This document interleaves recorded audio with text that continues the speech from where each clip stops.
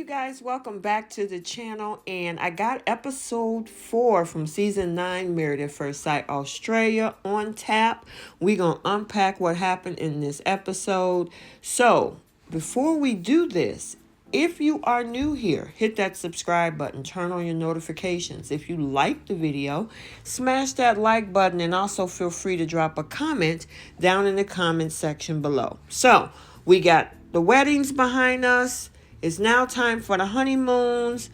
You think it's going to be filled with love. Now, for some couples, yes. For other couples, there's a little bit of drama going on. So, let's unpack this.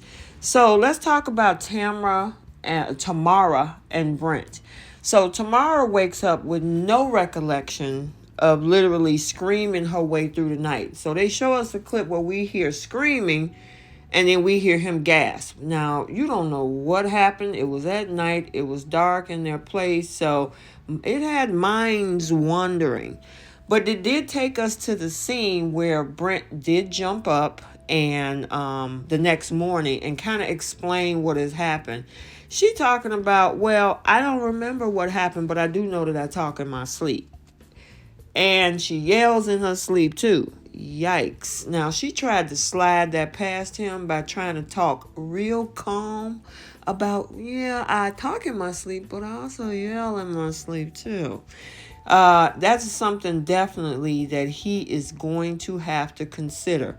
But I will say, as much as a lot of us started off not liking Tamara, she's definitely softening up as time goes on. So after the whole horror night of the screaming and the yelling, there's this whole other thing about feet. Because you remember, he is foot phobic, right?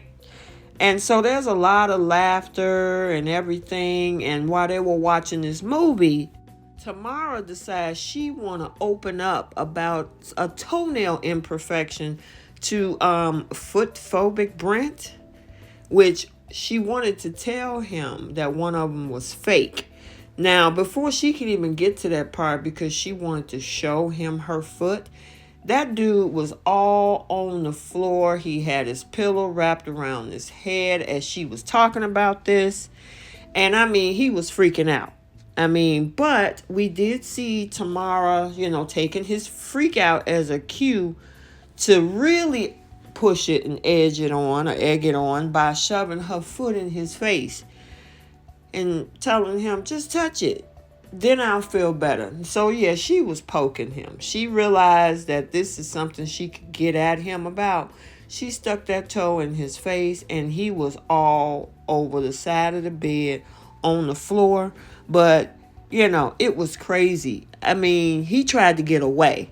But despite not being a fan of toes, he's definitely a fan of Tamara's more playful side, because she's a lot more relaxed and playful now.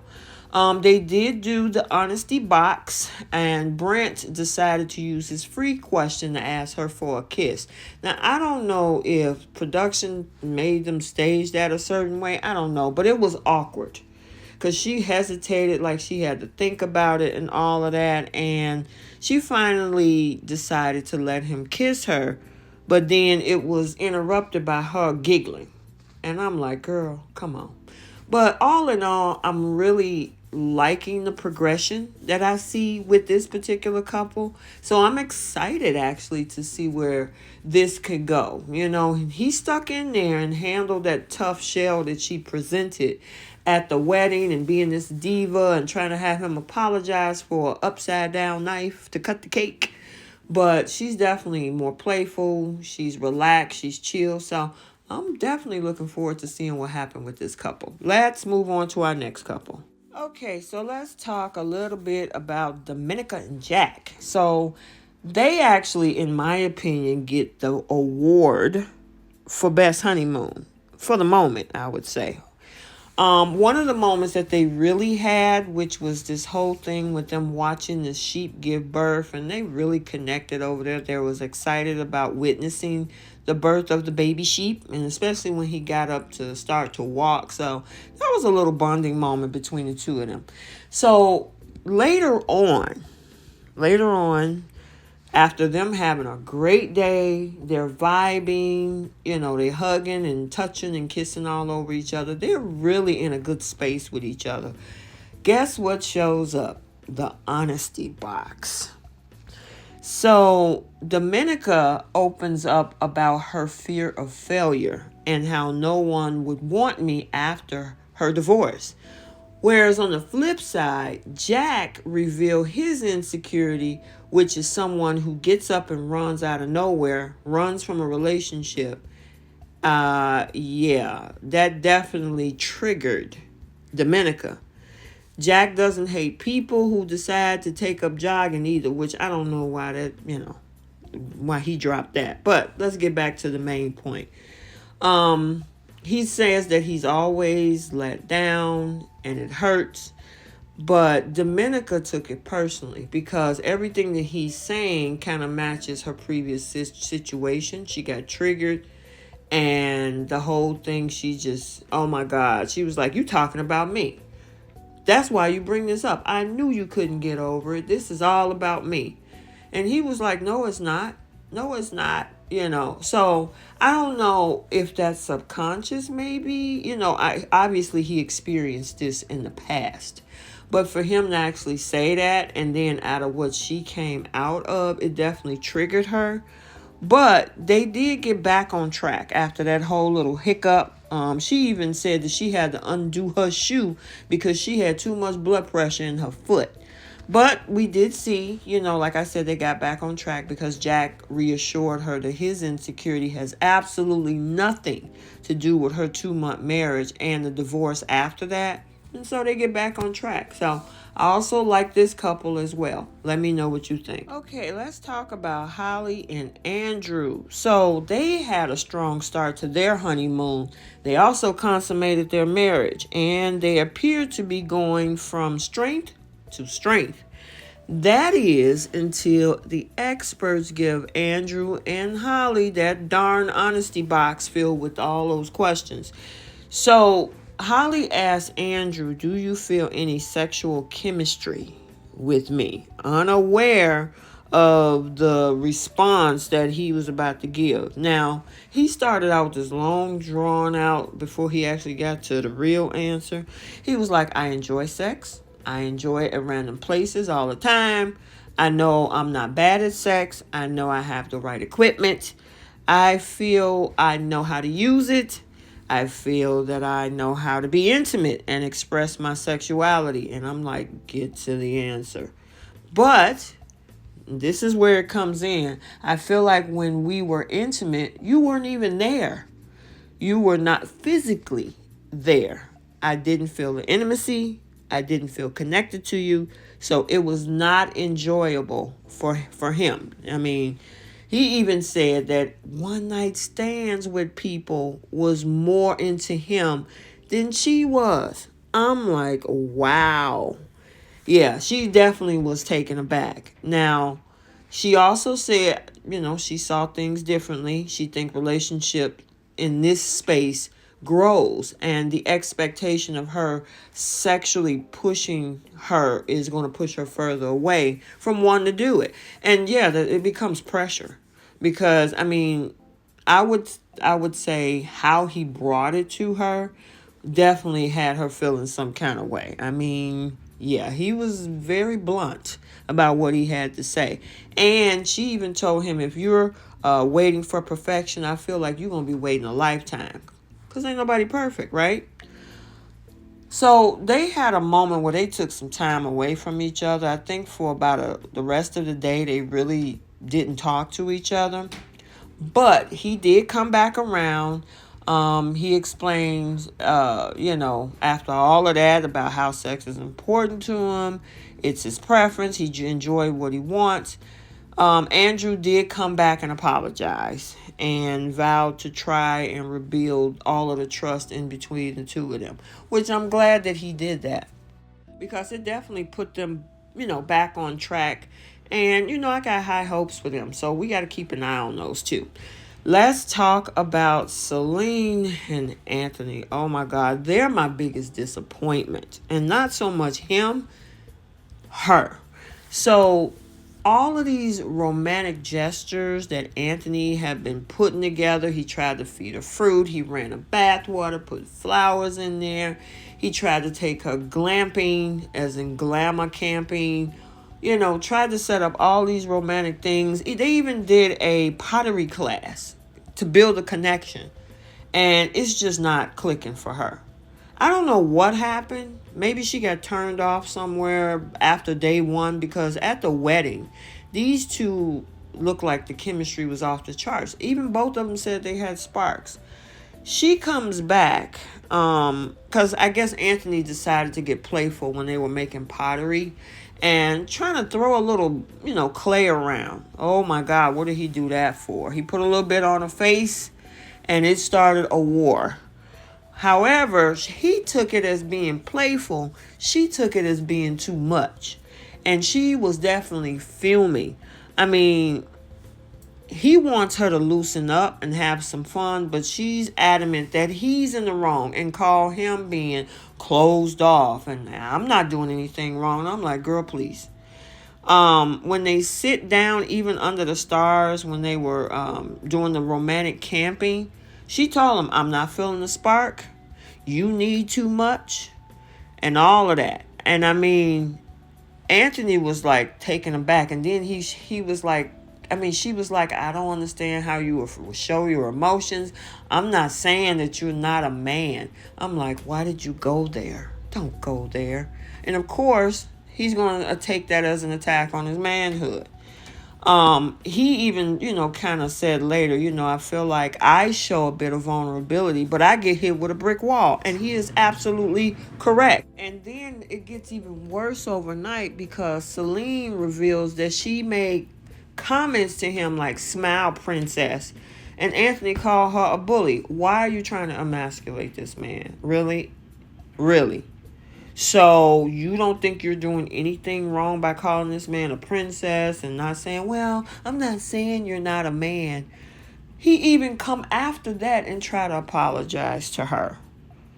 She refuses to. She don't think she did anything wrong. And with all of the constant fighting, he decides, the honeymoon isn't for him. He packs his bag and he's out. And I don't blame him. Because you don't have to subject yourself to that type of behavior. First of all, you're projecting everything that you're doing and making it look like he's doing it. He's been nothing but romantic, helpful. He tried to make it work, tried to create a connection, do all these nice things. And all he get is a brick wall and emasculation. Girl, no wonder you by yourself. So, biggest disappointment, they were actually number one on my list in the beginning, but they have definitely fell sharp, basically because of her. So let's move on to our next couple. So with Selina and Cody, remember they're having this issue because Cody doesn't have any sexual attraction to Selina. So they had a very difficult morning. She even says she feel like she's been put in the friend zone at this point. And she said, well, I understand. He was only being honest, but it was definitely something painful for her to hear. And of course, you want somebody to be attracted to you. Cody, however, is definitely scratching his head because he's trying to figure out a way to make this happen. He's trying to identify what's wrong. Why am I not sexually attracted to her? This girl is, gorgeous girl, like he said yesterday. So then he decides, okay, I'm going to make a move and do a back massage. And he was doing a little bit more of, I guess, overthinking the massage because it definitely wasn't working. It was awkward. She said, I wouldn't even call it romantic. It makes, even Cody makes it known how much he knows about anatomy by naming all of the muscles that he massaged. It was definitely something weird to watch. He tried to give it a good try. I got to give it that much because Celine wasn't doing anything, to make that work. And even with, the other couple, Andrew, where he had an issue in the bedroom with Holly, they still try to bounce back. So I got to give it to some of these couples outside of, Celine and Anthony, but he tried. I got to give it to Cody, but I don't know. We have to see what happened with these two. But at this point, I don't see it. So let me know your thoughts. We got one other couple to talk about. So let's talk about Ella and Mitch. Oh my God, these two are hot as fire. They're on the opposite end of the scale. There's definitely no shortage of sexual tension between Ella and Mitch whatsoever. And the groom even spiced up their honeymoon by preparing this romantic spa, complete with candles and rose petals for them to enjoy. And he said he'll even put a bikini on, which he did. He had on this look. He was being real funny and playful. And she took it in stride because she could have gave him a side eye like some women would do. But she knew he was being playful. He had on this little like bra and these bikini bottoms that were made for women. And she was cracking up. And she was like, I was going to wear that. And you got it on. So I thought that was cute between the two of them. The thing is, she got this 3-date rule. She says no sex until the 3 dates, right? Yeah, well, that didn't last too long because, they definitely were playing around. He was definitely walking around in the nude and everything, which definitely kept her going. The two of them knew that they were ready to jump each other's bones, but he was teasing her in the tub. He, took off his bottoms and threw them on her, and she was having a good time. So she said after all of that, her sexometer definitely popped. So with that being said, it appears the next day, when Mitch gives Ella a sensual back massage, that night they officially consummated the marriage. So I don't know if she fast-paced the 3-date rule in her head, but yeah, they definitely jumped each other's bones. And even she said, because production was like, how was it? She was like, oh yeah, it was really good. It made her feel more drawn to him, and she felt lucky. So I'm definitely rooting for this couple. Only thing my concern with this couple is I want to see what else they have outside the sexual tension. How are they in everyday life? Or, how are they when tough situations come up? Because our other couples have definitely run into some tough stuff. And we get to see how they progress through it. I'm curious to see what happens when they get their first tough conversation and how they handle it. Because now, the sex thing is behind them. So now they got to move on to living everyday life. So I'm rooting for them too. Let's see how long they last. Let me know your thoughts. I'm enjoying this season so much so far. It's definitely a change of pace, especially when I'm doing the recaps on Married at First Sight in the U.S. for season 14 in Boston. Definitely a breath of fresh air, to say the least. So let me know your thoughts. Stay tuned for that recap, as well as the last episode 5 came on yesterday. So until that or the next video, like, comment, and subscribe, and we will see you soon. Bye.